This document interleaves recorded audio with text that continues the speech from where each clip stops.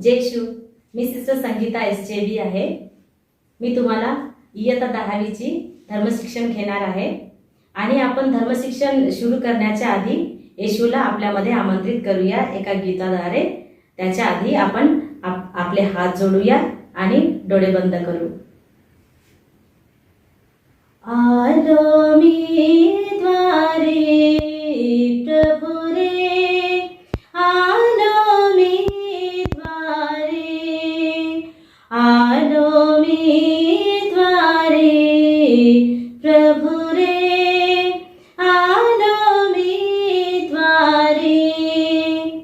तूच माझा आधार आहे जीवनाच्या संगती. सुटका केली तूने माझी, तारिले माझे नाव. आलो मी द्वारे प्रभु रे, आलो मी द्वारे, आलो मी द्वारे प्रभु रे, आलो मी द्वारे. मुलांनो, तुमचे हे 10वीचे पुस्तक आहे आणि या पुस्तकाचे नाव आहे ख्रिस्त सभा प्रेषितांचा समूह. आणि मला वाटते तुम्हाला हा पुस्तक भेटला असणार. आणि या पुस्तकाचे धडे आहेत 15. मुलांनो, आता आपण आपल्या पहिल्या धड्याची सुरुवात करूया. आणि पहिल्या धड्याचे नाव आहे ख्रिस्त सभा प्रेषितीय. येशूच्या पुनरुत्थानानंतर येशूच्या विशेष आज्ञेनुसार येशूचे 11 शिष्य गालिलातील डोंगरावर गेले. येशू तेव्हा त्यांना म्हणाला, स्वर्गात आणि पृथ्वीवर सर्व मला अधिकार आहे. तेव्हा तुम्ही जा आणि राष्ट्रातील सर्व लोकांना शिष्य करा. त्यास पित्याच्या, पुत्राच्या आणि पवित्र आत्म्याच्या नावे बाप्तिस्मा द्या. जे काही मी तुम्हास शिकविले आहे त्यांना पाळावयास शिकवा. आणि पहा, युगाच्या समाप्तीपर्यंत मी तुमच्या बरोबर आहे. संत मत्तई अध्याय 28 ओवी 18 ते 20. आता आपण या धड्यामध्ये 4 मुद्द्यावर चर्चा करूया. पहिला मुद्दा आहे प्रभूची आज्ञा. दुसरा मुद्दा आहे पित्या परमेश्वराने आपल्या पुत्रास पाठविले. आणि तिसरा मुद्दा आहे प्रभू येशू ख्रिस्त प्रथम प्रेषित. आणि चौथा मुद्दा आहे पवित्र आत्म्याचे प्रेषितीय कार्य. मुलांनो, आपण पहिल्या मुद्द्यावर चर्चा करूया. तर पहिला मुद्दा कोणता होता?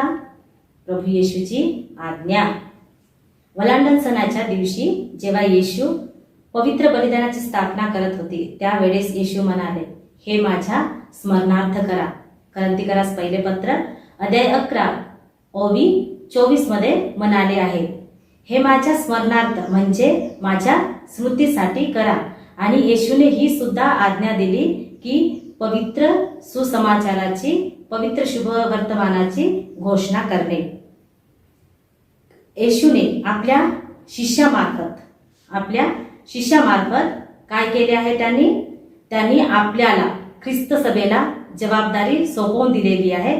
ती म्हणजे शुभ वर्तमानाची घोषणा करणे. आणि दुसरे आहे, जेव्हा आपण पवित्र बलिदानामध्ये भाग घेत असतो तेव्हा आपण परमपित्याला सर्वश्रेष्ठ बलिदान अर्पण करत असतो आणि परमेश्वरीय अनुभव प्राप्त करत असतो. आणि परमेश्वरी अनुभव प्राप्त करणे आणि लोकांपर्यंत पोहोचवणे हे आपले परम कर्तव्य असते. जेव्हापर्यंत आपण देवाचे अनुभव करत नाही आणि लोकांपर्यंत देवाची सुवार्ता सांगत नाही तेव्हापर्यंत आपण ख्रिस्त सभेचे सार्थक लेकरं बनू शकत नाही. आणि यासाठी आपण एक गृहपाठ करूया. ते गृहपाठ आहे शुभ वर्तमानातील त्या वचनांना आपण शोधून काढू ज्यामध्ये प्रभू येशूने आपल्या शिष्यांना जबाबदारी सोपवून दिलेली आहे. आणि ती जबाबदारी आहे सुवार्ता घोषणेची, सुवार्ता सांगणे. ते आपण शोधून काढू, त्याच्यावर आपण चर्चा करूया. आपण पहिल्या मुद्द्यावर विचार केलेले आहेत. आता आपण दुसऱ्या मुद्द्याकडे जाऊया. तर दुसरा मुद्दा काय होता मुलांनो? दुसरा मुद्दा होता पिता परमेश्वराने आपल्या पुत्रास पाठविले. तर मी तुम्हाला एक उदाहरण देणार आहे, ते आहे गुलाबाचे फूल. गुलाबाचे फूल तुम्ही सर्वांनी बघितलेले आहे. आणि गुलाबाचा फूल काय करतो? गुलाबाचा फूल काय करतो? गुलाबाचा फूल आपल्याला सुगंध देतो. गुलाबाचा फूल आपल्याला सुगंध देतो. तर गुलाबाचा स्वभाव काय आहे? इतरांना सुगंध देणे. तर जेव्हापर्यंत आपण गुलाबाच्या फुलाजवळ जात नाही तेव्हापर्यंत आपल्याला गुलाबाच्या फुलाचा सुगंध भेटत नाही. त्या प्रकारे पुन्हा एक उदाहरण मी तुम्हाला देऊ इच्छिते, ते आहे फळ किंवा भोजन.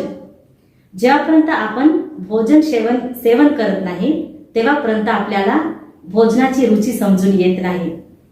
हे केळे आहे हे तुम्हाला कळते, मला कळते, परंतु जेव्हापर्यंत आपण त्याला सेवन करत नाही तेव्हापर्यंत त्याचा स्वाद आपल्याला कळत नाही. त्या प्रकारे जेव्हापर्यंत आपण देवाकडे प्रार्थना करत नाही तेव्हापर्यंत देव काय आहे हे आपण ओळखू शकत नाही. तर देवपित्याने या जगावर एवढी प्रीती केली की आपल्या एकुलत्या एक पुत्राला या धर्तीवर पाठवले. आणि संत योहान मध्ये येशू म्हणत आहे, प्रभू येशूने या जगावर इतकी प्रीती केली, देवपित्याने या जगावर एवढी प्रीती केली की आपल्या एकुलत्या एक पुत्राला या धर्तीवर पाठवले, जेणेकरून लोकांचे तारण होईल. येशू या धर्तीवर आले लोकांना तारण देण्याकरिता, त्यांना एक मार्ग दाखवण्याकरिता, या जगाचा नाश करण्याकरिता नाही, तर त्यांना तारण द्यावयास प्रभू येशू या जगामध्ये आले. तर मुलांनो, आपण आपल्या तिसऱ्या मुद्द्यावर आता चर्चा करूया. तर तिसरा मुद्दा कोणता होता मला सांगा बरं. तर तिसरा मुद्दा होता प्रभू येशू प्रथम प्रेषित. पुत्र परमेश्वराकडून आलेला असून तो शुभवर्तमानाचा पहिला प्रेषित होता. तो सर्वोत्कृष्ट प्रवक्ता असून पहिला सुवार्तिक होता. प्रभू येशूने आपल्या पित्याचे प्रेम आणि करुणा आपल्या शब्दाद्वारे, आपल्या जीवनाद्वारे लोकांना दाखविले. याच्यामध्ये आपल्याला दोन शब्द आढळतात, ते आहेत मिशन आणि मिशनरी. आणि हे लॅटिन भाषेमधून मित्तेरे या शब्दावरून आलेले आहेत. आणि मिशन याचा अर्थ होतो जो व्यक्ती पाठवलेला आहे तो केलेला कार्य, त्याला म्हणत असतो आपण मिशन.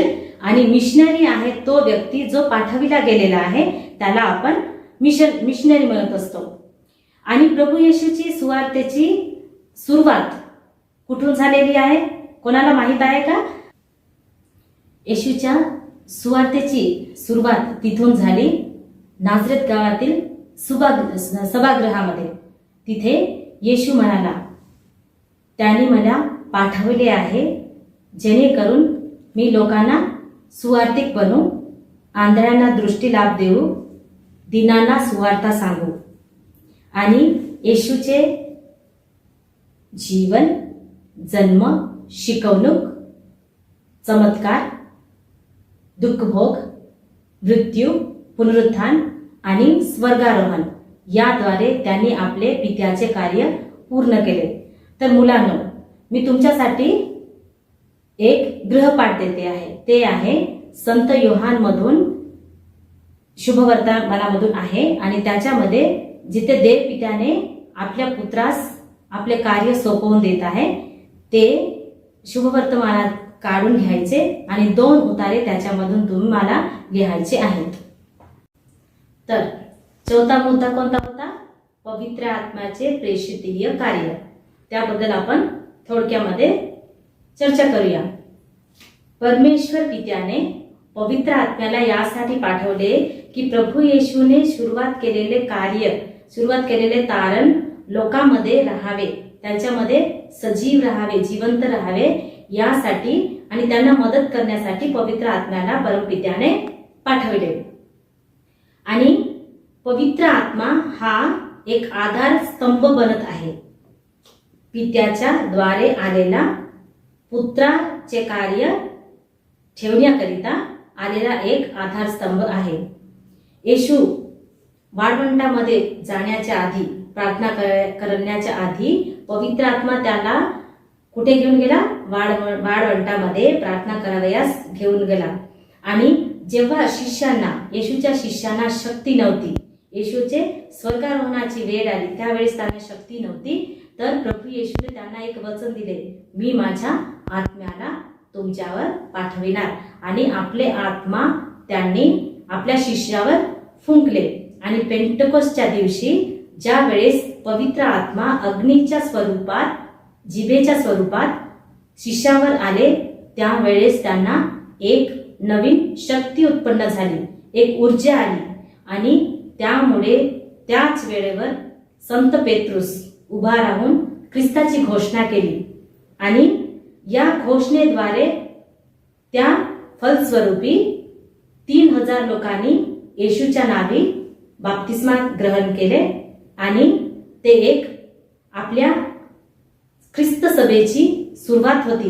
ती आपल्या ख्रिस्त सभेची उद्घाटन झालेले होते.